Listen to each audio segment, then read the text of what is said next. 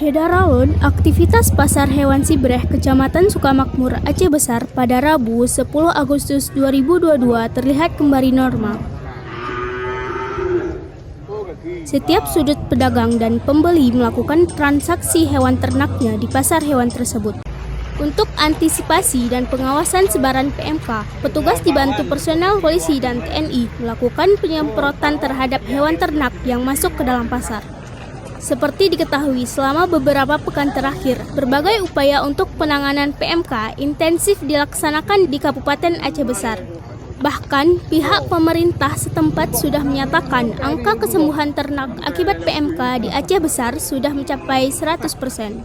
Dari Aceh Besar, Henry, Serambi On TV.